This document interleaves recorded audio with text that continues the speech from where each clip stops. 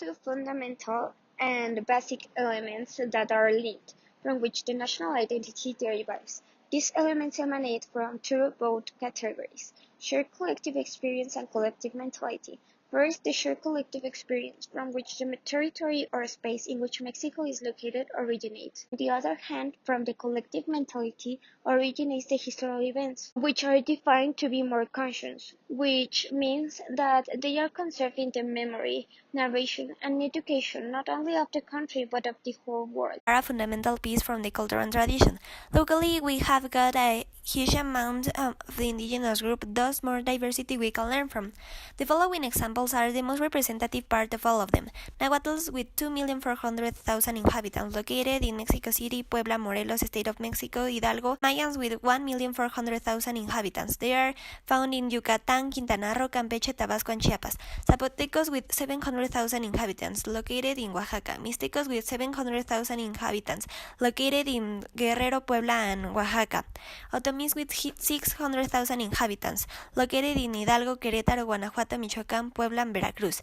They are not only important because of history, they also contribute to economics. They are a part of the tourism we receive each year. Some of our most visited places are our famous archaeological sites. Some events that we think are important to know about Mexico's history are, for example, the Battle of Puebla, the Battle of Zacatecas, the Cry of Dolores, and the Mexican Revolution.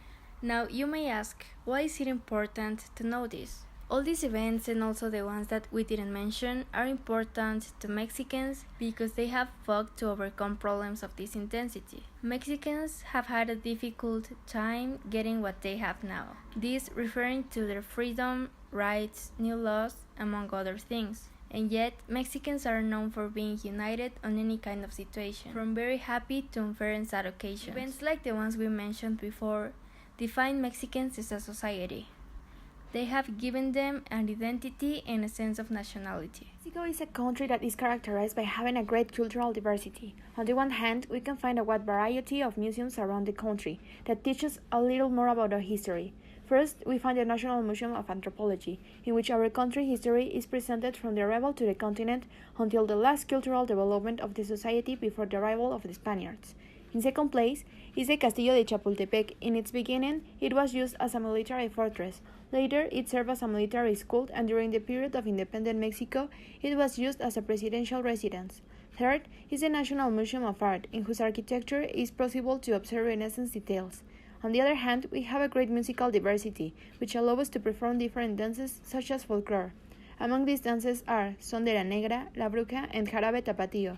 It's worth mentioning that these dances tend to be very attractive for tourists, so in some places shows are offered so that tourists know a little bit more about our traditions. The primary sector is focused on cultivating sugarcane and corn, livestock, and the extraction of minerals like gold and silver. Primary activities generate 4.1% of GDP and 14% of employment. In the secondary activities, the automotive industry stands out. Mexico is the sixth producer worldwide. Other industries in this sector are petrochemical and textile. Pemex stands out as the second largest company in Latin America. Mexico's tertiary activities are tourism and commerce. Mexico is the eighth most visited country in the world with more than 20 million tourists per year. Tertiary activities generate 61.8% of GDP. Population. Mexico has an area of 1,964,375 square kilometers, a population of 123,580,000 people. It has a density of 63 inhabitants per square kilometer. Mexico is the 15th economy by volume of GDP. Mexico is ranked 54 out of 100 doing business. GDP in the third quarter of 2018 was 269,628 million euros. The gross domestic product of Mexico in the third quarter of 2018 has grown by 0.8% with respect to the previous quarter. Mexico has a quarterly GDP per capita of 2,183 euros. Relationship with other countries. Mexico has signed 12 free trades covering around 40 countries of the world. The country has been a member of Telecan, now called UNSMA, that represents more than 25% of world GDP. The countries that belong to that trade had grown steadily around 2.6% every year. The United States buys 80% of Mexican exports. Also, Canada and the European Union are among the most important customers of Mexican exports. The country mainly exports electronic equipment, vehicles, mineral fuels, and oil. The Mexican economy grew 1.8% during 2019.